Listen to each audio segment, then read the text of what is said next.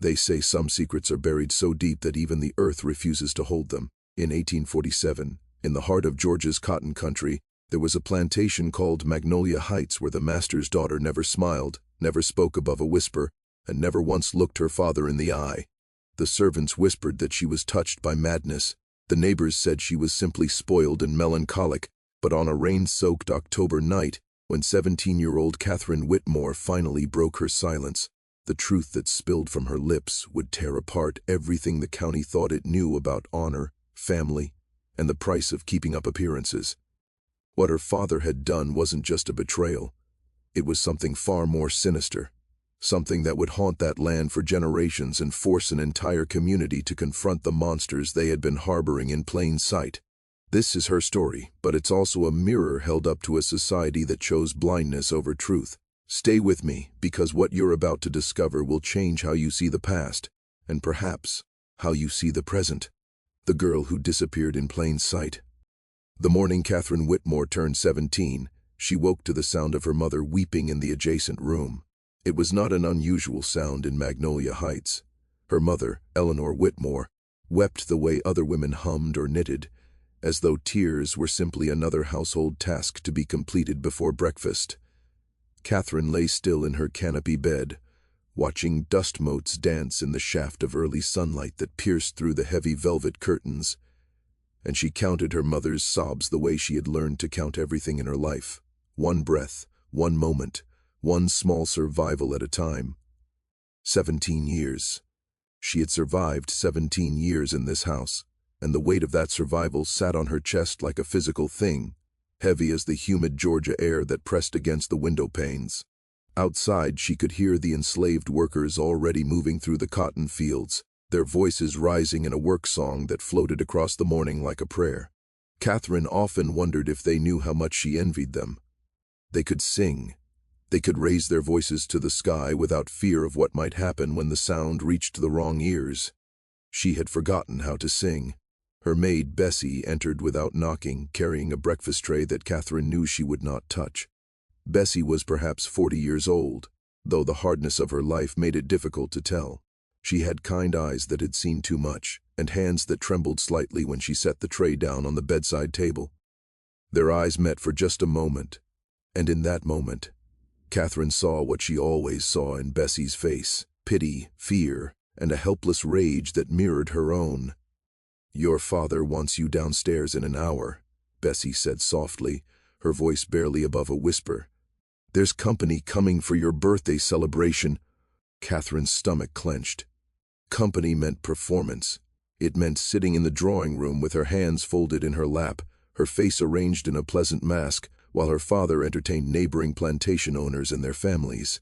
It meant pretending that Magnolia Heights was what it appeared to be: a prosperous estate run by a respected gentleman farmer, a pillar of the community, a devoted family man. It meant swallowing the truth so deep down inside herself that sometimes she feared it would never find its way back up. "What shall I wear?" Catherine asked, though the question was meaningless. Her father would have already selected her dress, her jewelry, even the way she should arrange her hair. He controlled everything about her presentation to the world, the way an artist controls every brushstroke on a canvas. "The blue silk," Bessie confirmed. "He's laid it out in your dressing room." Of course he had. The blue silk dress with the high collar and long sleeves despite the August heat. A dress that covered every inch of her skin except her face and hands. A dress that hid the bruises that had only just begun to fade from her arms, ugly purple and yellow marks shaped like fingerprints, like a violent constellation map across her flesh. After Bessie left, Catherine forced herself out of bed and went through the motions of preparing for the day. She had become an expert at moving through life like a ghost, occupying space without truly inhabiting it. She washed her face in the porcelain basin, the water cool against her skin. She stared at her reflection in the mirror and barely recognized the girl looking back at her.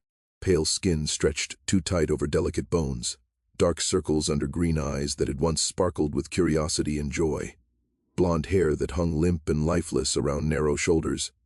She looked like a painting of a girl, not a living, breathing person with desires and dreams and a voice that deserved to be heard. The transformation took nearly an hour. Bessie returned to help her into the corset, pulling the laces tight until Catherine could barely breathe, and then the layers of petticoats, and finally the blue silk dress that buttoned all the way up to her throat. Bessie's hands were gentle but efficient, and she did not meet Catherine's eyes in the mirror as she worked. They had learned not to speak of certain things, not to acknowledge what they both knew. Silence was safer. Silence was survival. "You look beautiful, Miss Catherine," Bessie said when she was finished, but the compliment sounded like a condolence.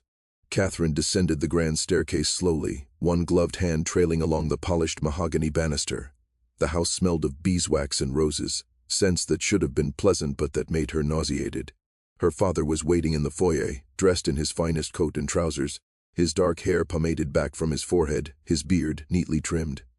Thomas Whitmore was 45 years old, and considered by everyone in the county to be a handsome distinguished and refined.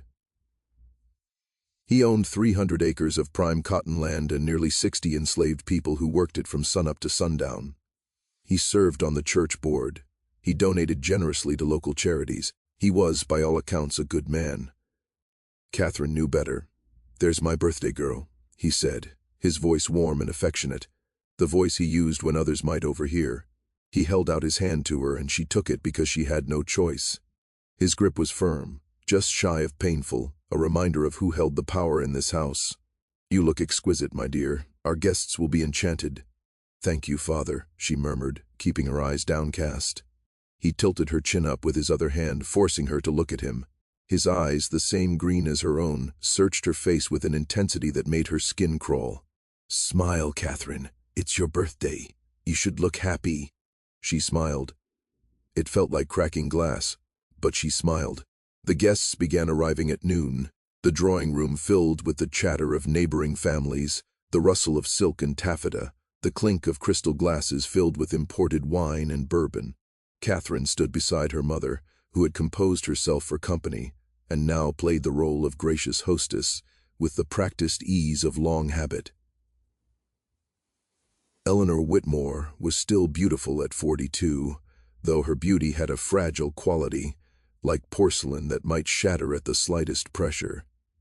She moved through the room distributing pleasantries and refreshments, and she did not look at her daughter except when absolutely necessary. Catherine understood. Her mother's survival depended on not seeing knowing, not acknowledging. It was a different kind of cowardice than Catherine had first imagined as a child. Back then, she had hated her mother for her weakness, for her willful blindness. Now, at 17, Catherine simply pitied her. Eleanor Whitmore was as much a prisoner of Magnolia Heights as anyone who labored in its fields, though her chains were made of social convention and economic dependence rather than iron. Among the guests was the Patterson family from the neighboring estate, including their son James, who was 19 and had recently returned from university in Charleston. James had always been kind to Catherine in a distant, brotherly way, but today he sought her out with unusual determination, bringing her a glass of lemonade and engaging her in conversation about his studies. He talked about law and philosophy, about ideas that seemed to belong to a different world entirely from the one Catherine inhabited. He quoted Voltaire and spoke passionately about the inherent rights of man, and Catherine listened with a hunger she could not quite hide, drinking in his words like someone dying of thirst. "You're very quiet, Miss Catherine," James observed after a while. "I hope I haven't been boring you with all my talk of books and theories." "Not at all," she said quickly. "I find it fascinating. I wish I could attend university and study such things." He laughed, not unkindly.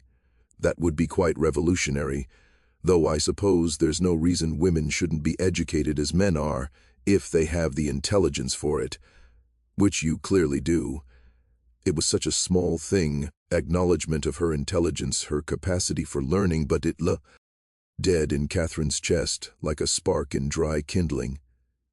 For just a moment, she allowed herself to imagine a different life, one where she could read whatever she wanted, think whatever she wanted, speak whatever she wanted without fear of consequences. A life where her mind belonged to her instead of being another thing her father controlled. "Catherine." Her father's voice cut through her reverie like a knife. He was standing across the room, but his eyes were fixed on her with an expression she knew too well. Displeasure.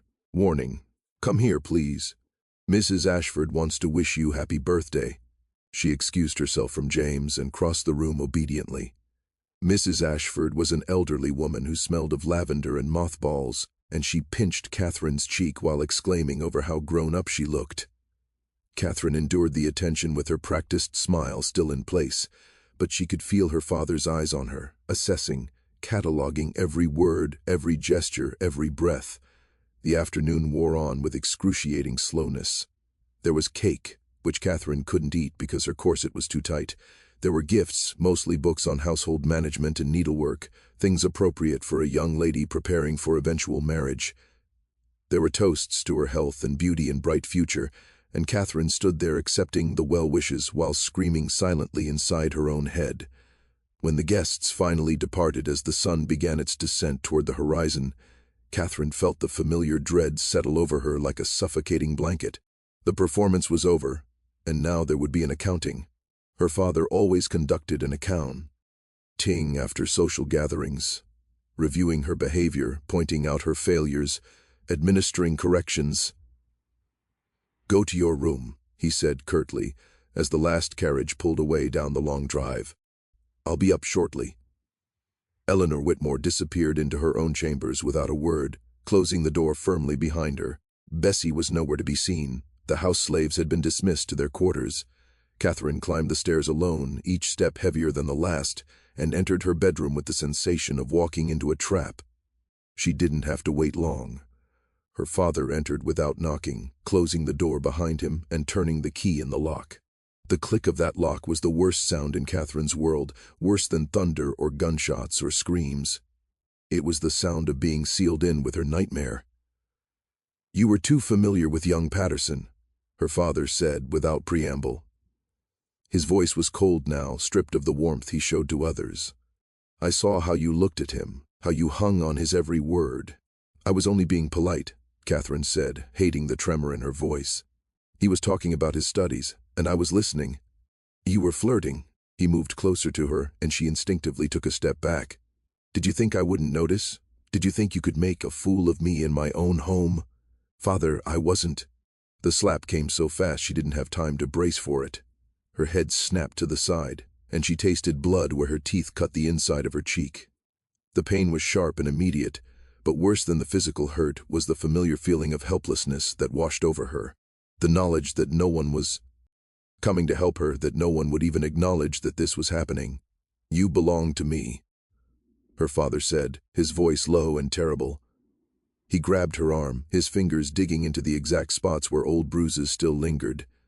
"Your body, your mind, your future, all of it belongs to me. I brought you into this world, and I can do with you as I please. Do you understand?" Catherine understood. She had understood since she was 14 years old, and everything had changed when her father's attention had shifted from benign neglect to something darker, something possessive and wrong. She understood that she was not a daughter to him, not really. She was property, like the land and the slaves and the fine furniture that filled his house. She was a thing to be controlled and contained and kept in whatever condition he desired. But tonight, on her 17th birthday, something inside Catherine finally broke. Maybe it was James Patterson's casual acknowledgement of her intelligence. Maybe it was the accumulation of years of silent suffering. Maybe it was simply that she had reached the limit of what one human soul could endure. Whatever the reason, when her father raised his hand to strike her again, Catherine did something she had never done before. She fought back. She didn't think about it, didn't plan it. Her hand shot out and grabbed a candlestick from her bedside table, and she swung it with all the strength her corseted, malnourished body could muster. The heavy brass connected with her father's temple with a sickening thud, and he staggered backward, surprise and fury warring on his face. Blood began to trickle from the wound, dark and shocking against his pale skin. For a moment they stared at each other in mutual shock. Catherine was shaking so violently she nearly dropped the candlestick. She had never struck another person in her life, had never even raised her voice in anger. The violence of the act terrified her almost as much as what she knew would come next. Her father touched his temple, looked at the blood on his fingers, and then smiled. It was the most frightening thing Catherine had ever seen, that smile. It held no warmth, no humanity. It was the smile of a predator who had just been given an excuse to destroy his prey. "You're going to regret that," he said quietly. He lunged at her, and Catherine ran. She dropped the candlestick and bolted for the door, her hands fumbling with the lock even as her father's fingers closed on the back of her dress. She heard fabric tear, felt the dress rip from collar to waist. But the door was open now and she was through it, running down the hallway in her undergarments, her hair coming loose from its pins, her breath coming in ragged gasps. She didn't know where she was going. The front door was impossible. Her father would catch her before she made it halfway down the stairs. Her mother's room would offer no sanctuary. The servants' quarters were too far. In desperation, she darted into the library, a room rarely used except when her father entertained business associates. She pressed herself against the wall beside a tall bookshelf, trying to quiet her breathing, trying to become invisible. She could hear her father in the hallway, his footsteps measured and deliberate. He was not running. He didn't need to run. He knew she had nowhere to go, no one to turn to. Oh, no escape from this house or from him. "Catherine," he called, his voice sickeningly gentle. "Come out, my dear. Let's not make this harder than it needs to be. I know you're frightened, and I know you didn't mean to strike me. We can forget this ever happened if you come out now." Catherine pressed her hand against her mouth to stifle a sob. She knew he was lying. He would never forget, never forgive. And whatever punishment he had planned before would be 10 times worse now that she had dared to raise a hand against him. The library had a secret that Catherine had discovered years ago during her childhood explorations of the house. Behind one of the bookcases, there was a narrow door that led to a cramped storage space, barely large enough for a child to squeeze into. Catherine had hidden there sometimes as a little girl, reading forbidden books by candlelight, imagining herself in faraway places where daughters were cherished and protected instead of owned and violated. She hadn't tried to fit in that space in years, but desperation made her attempt it now. She pulled at the bookcase, which swung outward on hidden hinges, revealing the small door behind it. She could hear her father, footsteps getting closer, moving methodically from room to room. With shaking hands, she opened the door and squeezed herself into the tiny space beyond, pulling the bookcase closed behind her just as she heard her father enter the library. In the pitch darkness of her hiding place, Catherine held herself perfectly still. She could hear her father moving around the room, opening closets, checking behind curtains.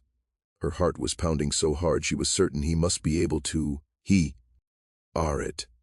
Sweat trickled down her back despite the evening cool.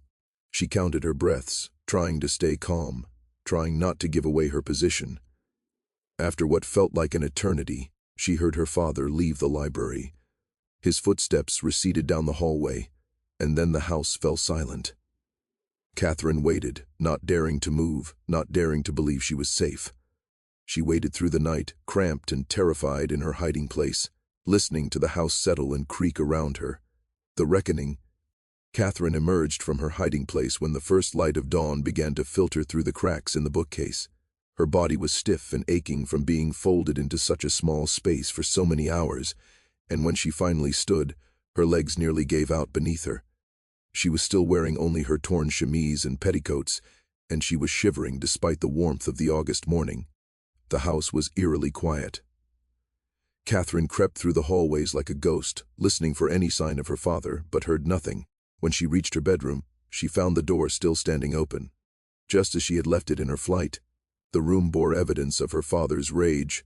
Furniture was overturned, her mirror was shattered, her clothes had been pulled from the wardrobe and strewn across the floor. And on her bed, arranged with deliberate menace, were the instruments he had intended to use on her: a leather strap, a riding crop, lengths of rope. The sight of them made bile rise in Catherine's throat. She backed out of the room and made her way downstairs, moving as quietly as possible. She had no plan beyond the immediate need to get out of this house, to put distance between herself and her father. But when she reached the foyer, she found Bessie waiting there, still dressed in her nightclothes, her face drawn with worry. "Miss Catherine," Bessie whispered urgently, "thank God. We heard the commotion last night, and when we didn't see you this morning, I feared—" She trailed off, her eyes taking in Catherine's disheveled appearance, the torn undergarments, the bruises already forming on her arms. "We have to get you away from here." "Where can I go?" Catherine asked, and her voice sounded strange to her own ears. hollow and defeated. He owns everything. He knows everyone. Where in this whole county could I hide that he wouldn't find me?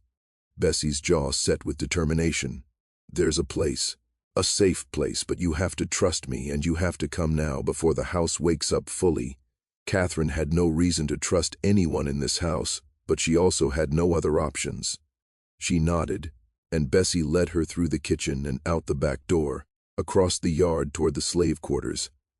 The sun was just beginning to rise, painting the sky in shades of pink and gold that would have been beautiful if Catherine had been capable of appreciating beauty in that moment. They reached a small cabin at the far end of the quarters, and Bessie knocked 3 times in a specific pattern. The door opened immediately, and Catherine found herself looking up at a tall, broad-shouldered man she recognized as Samuel, one of the field workers. His expression shifted from surprise to understanding as he took in the situation. "Inside, quickly," he said, standing aside to let them enter. The cabin was sparse, containing only the bare necessities, a rope bed, a rough wooden table, a few cooking implements. But there were also signs of something else, something that made Catherine's breath catch. Books, hidden beneath a loose floorboard that Samuel was quickly covering back up. Maps, hastily rolled and tucked into a corner. And most tellingly, a small bundle of supplies that looked like it had been prepared for a journey. "You're running," Catherine said, and it wasn't a question. Samuel and Bessie exchanged a glance. They were taking an enormous risk by letting her into this secret, Catherine realized. If she told her father what she had seen, they would both be killed, probably tortured first to reveal any other conspirators. The fact that they were willing to take this risk spoke to how desperate her situation must appear to them. "We were planning to leave tomorrow night," Samuel admitted. "There's a network people who help folks reach freedom up north. But if you need to leave now, Miss Catherine, we can try to move things up." Catherine sank down onto the single chair in the cabin, her mind reeling. Freedom. The word seemed impossible, something that existed only in dreams and fantasies, not in the real world she inhabited. And yet here were 2 people who were planning to reach for it, to risk everything for the chance to control their own lives. "Why are you helping me?" Catherine asked. "After everything my family has done to you, to all of you, why would you help me?" Bessie knelt down in front of Catherine and took her hands. Her dark eyes were fierce with an emotion Catherine couldn't quite name.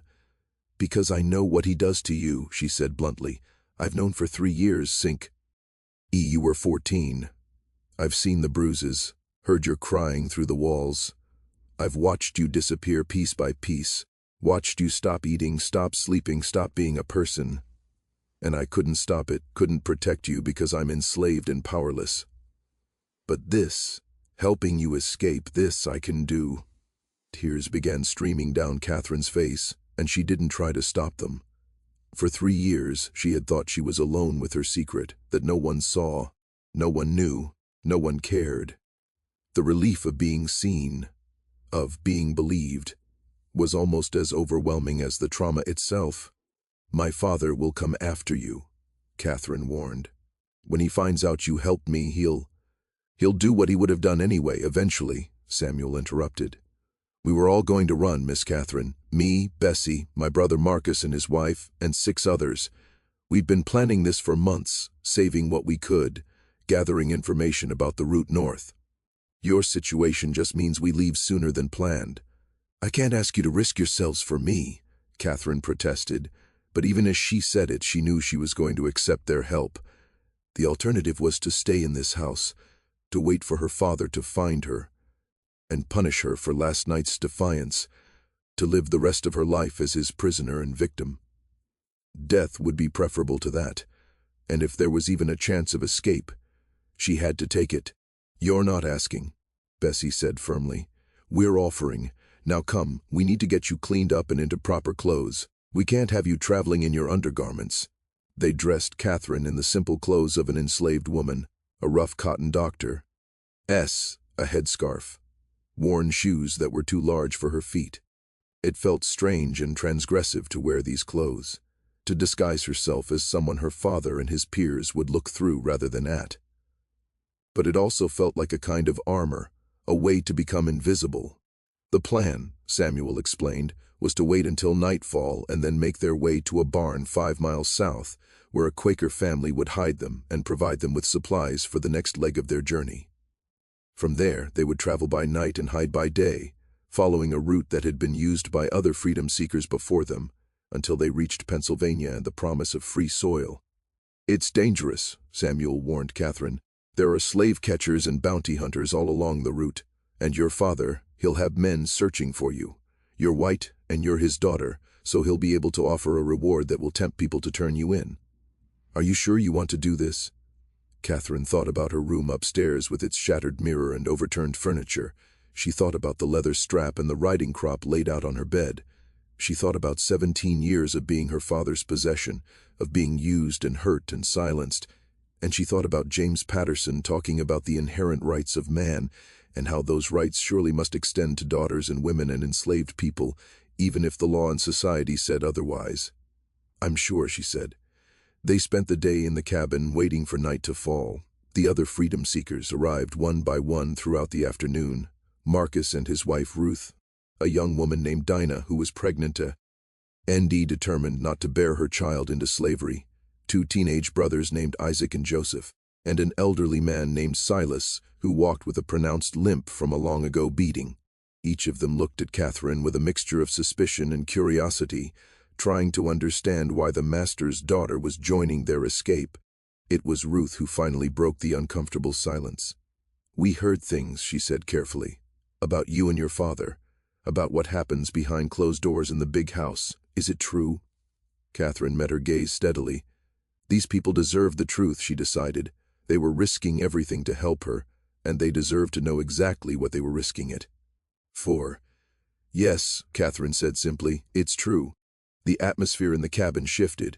Catherine saw recognition in the other women's eyes, a terrible understanding. This was not a pain that belonged only to her, she realized. In a system built on the ownership of human beings, in a world where women and girls were property of their fathers and husbands, this kind of violation was horrifyingly common. The only difference was that Catherine's father had owned her by law and tradition rather than by bill of sale, but the ownership was just as absolute. As darkness fell, they prepared to leave. Each person carried a small bundle of possessions, though they had been warned to pack light. Catherine had nothing but the clothes on her back, having left Magnolia Heights with literally nothing of her own. Bessie had packed a small bag for her with bread, dried meat, and a canteen of water. They slipped out of the cabin one at a time, moving silently through the darkness toward the woods that bordered the plantation. The moon was a thin crescent, providing just enough light to see by without illuminating them too clearly. Catherine's heart was pounding so hard she thought it might burst from her chest, and every shadow seemed to hide a threat. They were halfway across the open ground between the quarters and the tree line, when Catherine heard it, her father's voice, shouting from the direction of the main house. "Catherine! Catherine, where are you? Come out now and I'll forgive everything. Stay hidden, and God help you when I find you." The group froze. Catherine could see the fear on everyone's faces, the terrible calculus they were all doing in their heads. They could turn back now, claim they had been sleepwalking or confused, and face whatever punishment awaited them. Or they could run and commit themselves fully to this desperate gamble for freedom. It was Silas, the elderly man, who made the decision for all of them. "We run," he said quietly. "We run now, and we don't stop running until we reach free soil or die trying.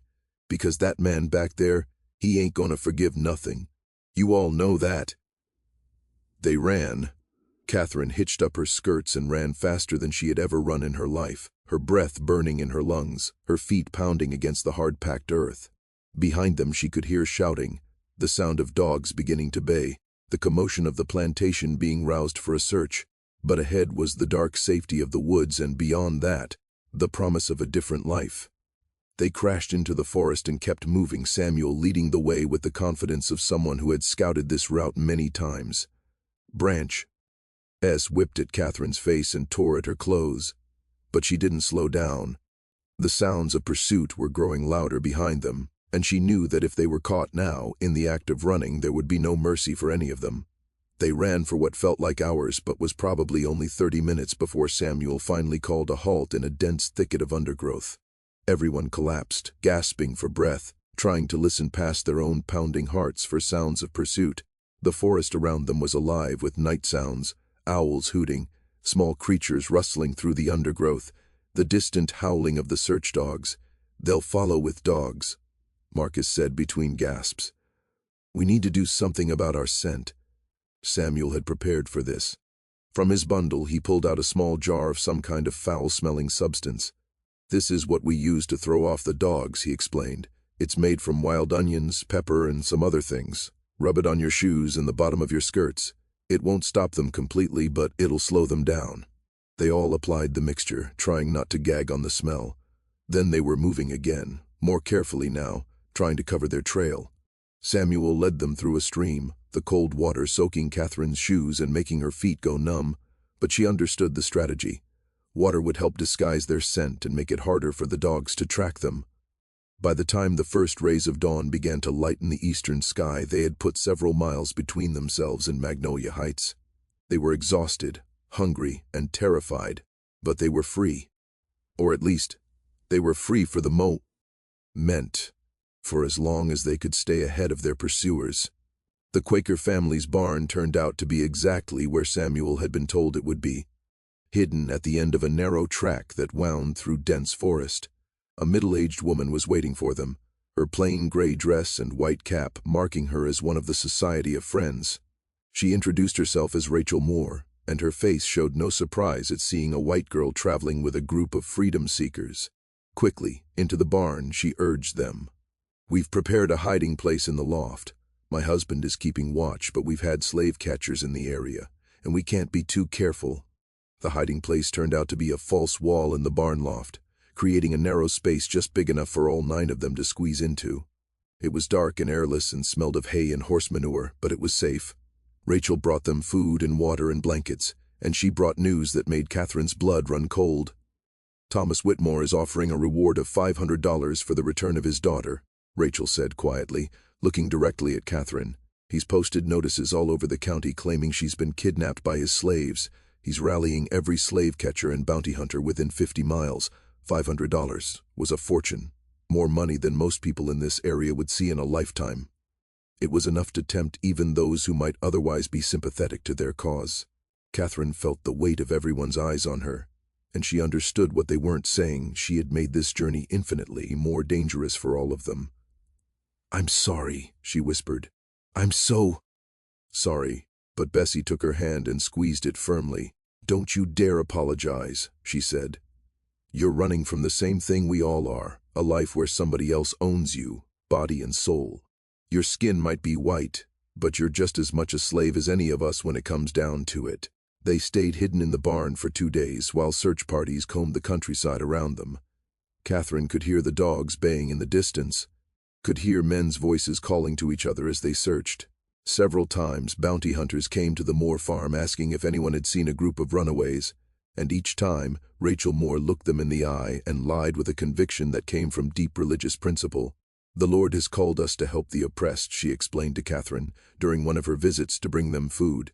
"Your father and men like him, they quote scripture to justify enslaving their fellow human beings, but they ignore every teaching about mercy and justice and treating others as we wish to be treated. I cannot in good conscience return you to him, knowing what awaits you there." On the 3rd night, when the search seemed to have moved farther south, they left the barn and continued their journey. Rachel Moore provided them with a wagon and her husband drove them 20 miles north, hiding them under bales of hay. From there they were passed to another safe house, and then another, each step taking them farther from Georgia and closer to freedom. The journey took 3 weeks of constant movement, hiding, and fear. Catherine lost track of the days and nights, all of them blurring together into one endless test of endurance. She learned to sleep in haystacks and root cellars, to eat whatever food was available without complaint, to walk 20 miles in a single night despite blistered feet and aching legs. She learned the songs the others sang to keep their spirits up, songs about Moses and the Promised Land and a better world waiting just beyond their reach. And she learned what true courage looked like, watching people who had every reason to despair continue to choose hope. They lost Joseph, one of the teenage brothers in Maryland. He had gone to scout ahead and never returned, and they could only assume he had been captured or killed. The loss devastated his brother Isaac, who wanted to go back and search for him, but Samuel held him back, explaining with gentle firmness that going back meant death or recapture for all of them, that Joseph would want them to continue on. The grief of that loss hung over the group like a shroud, but they kept moving. They had come too far to turn back now. Finally, on a cool September morning, they crossed into Pennsylvania. The moment their feet touched free soil, something shifted. It wasn't just the knowledge that slavery was illegal here, that they were no longer considered property under the law. It was something deeper, a fundamental change in how they held themselves, how they looked at the world around them. Catherine stood in a field of golden wheat, feeling the morning sun on her face, and for the first time in 3 years, she felt something like hope. She had lost everything, her home, her family, the only life she had ever known. But she had gained something infinitely more valuable. She had gained herself back. The group eventually made its way to Philadelphia, where Quaker abolitionists helped them find housing and work. Samuel and Marcus found jobs at a shipyard. Ruth and Bessie took in sewing. Silas, despite his age and injuries, worked at a stable. Dinah gave birth to a baby girl in November, the first free child in her family line for 4 generations. And Catherine, who had never been allowed to make her own decisions or control her own destiny, enrolled in a school run by the Female Anti-Slavery Society. It was at that school that Catherine found her voice and her purpose. She began writing about her experiences, first in private journals, and then in essays that were published in abolitionist newspapers.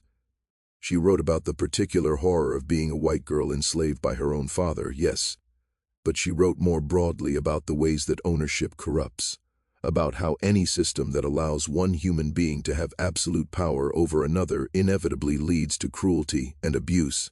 Her writings caused a scandal. People didn't want to believe that a respectable Southern gentleman could do such things to his own daughter.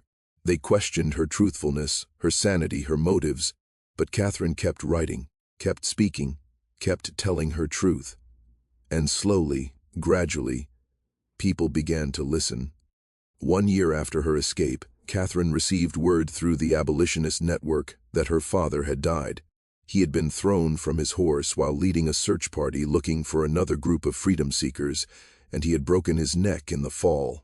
Catherine felt nothing when she heard the news. No grief, but also no satisfaction. He was simply gone, and his death changed nothing about what he had done to her. What did matter was what she chose to do with her freedom. Catherine became a prominent voice in the abolitionist movement, speaking at rallies and writing pamphlets.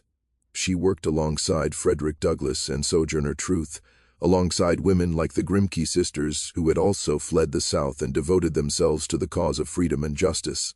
She never married, never wanted to belong to anyone ever again, but she built a family of choice among the community of reformers and activists who became her true home.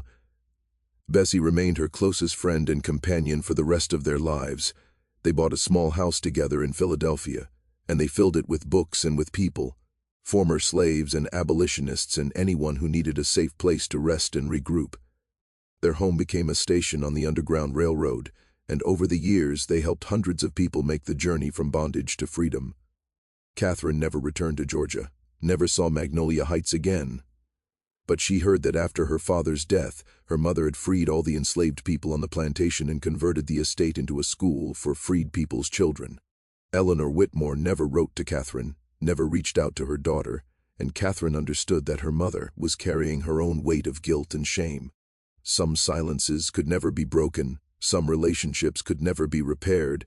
Years later, when Catherine was an old woman with white hair and hands twisted by arthritis, a young journalist came to interview her for a book about the abolitionist movement. The journalist asked her if she had any regrets about the choices she had made, about giving up her privileged position as a plantation owner's daughter to become a fugitive and a radical activist. Catherine thought about that question for a long time before answering. She thought about the girl she had been at 17, silent and terrified and disappearing piece by piece. She thought about the night she had finally fought back, the desperate run through the woods, the kindness of strangers who had risked everything to help her. She thought about all the people she had helped in turn, all the lives that had been changed by her story and her advocacy. The life I was born into was built on lies and violence and the exploitation of others, Catherine finally said. Every comfort I enjoyed came at the cost of someone else's suffering. Losing that life wasn't a sacrifice, it was a liberation. The only regret I have is that I didn't escape sooner, that I didn't speak up sooner. But we can only act when we're ready to act, when we're strong enough to face the consequences of our truth.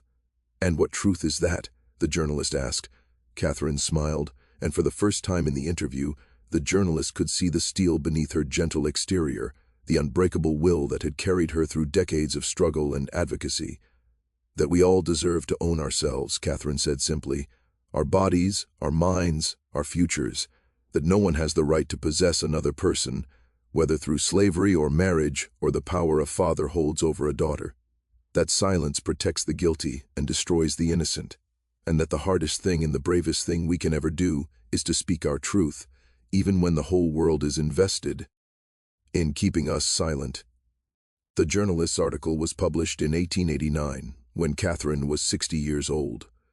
By that time, the Civil War had been fought and won, and slavery had been abolished throughout the United States.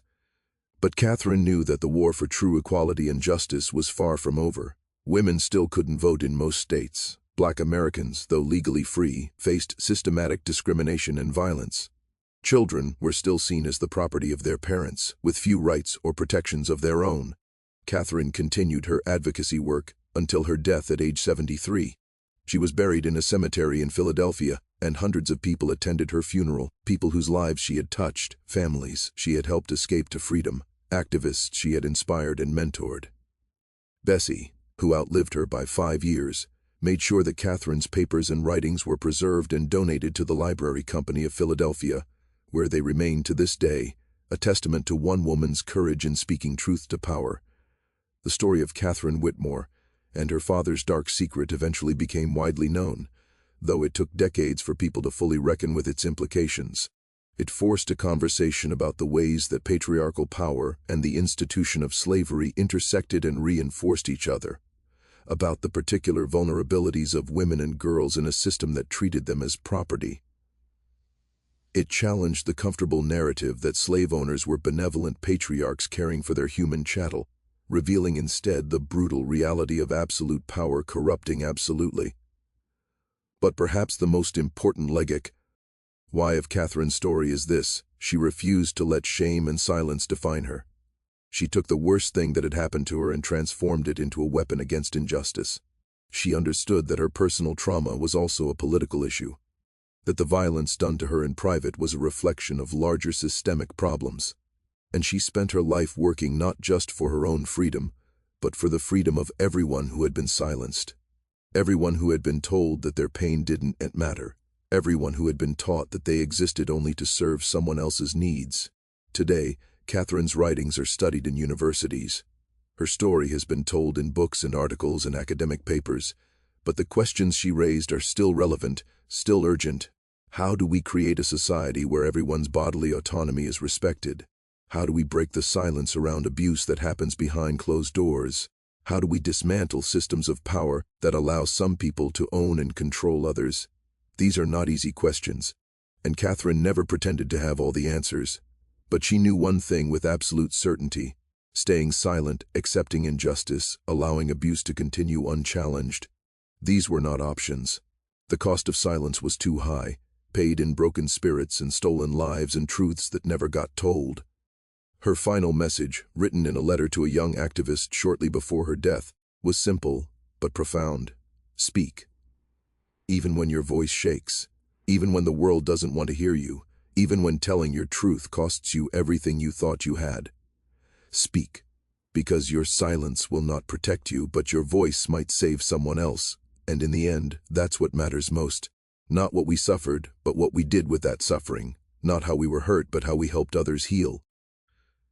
The plantation called Magnolia Heights no longer exists. The main house burned down in 1892, and the land was eventually divided and sold.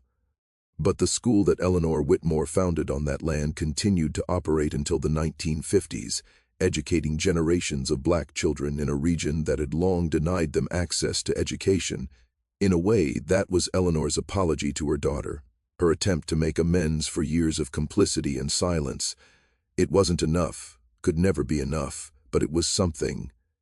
Catherine's story reminds us that monsters are not always strangers lurking in dark alleys. Sometimes they are the respected pillars of the community, the churchgoers and philanthropists, the people everyone else admires and trusts. Sometimes they are our own family members, the people who should protect us but instead exploit the very vulnerability that their protection should shield.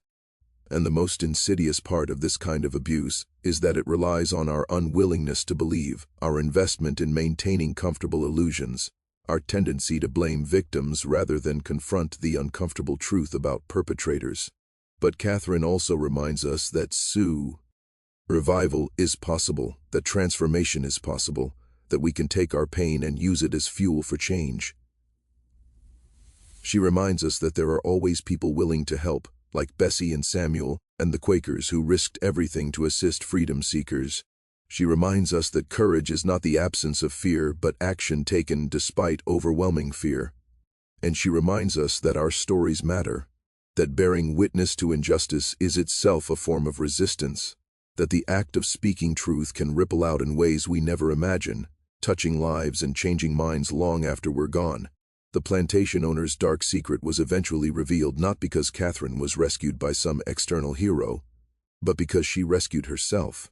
She found the strength to fight back, to run, to speak, to transform from victim to advocate. And in doing so, she didn't just save herself, she helped save countless others, both in her own time and in the generations that followed, who drew strength from her example and courage from her refusal to be silenced. This is the message that echoes across the years from Catherine's life to ours. Your voice matters. Your truth matters. Your survival matters. And no matter how dark the secret you carry, no matter how powerful the people who benefit from your silence, there is always hope for freedom, always possibility for change, always worth in speaking up. The world tried to silence Catherine Whitmore, but in the end, it was her voice that outlasted all her oppressors, her words that still resonate, her courage that still inspires. And that, perhaps, is the most fitting justice of all, that the girl who was meant to disappear in plain sight became instead a beacon, lighting the way for others who walk the difficult path from silence to speech, from captivity to freedom, from survival to transformation.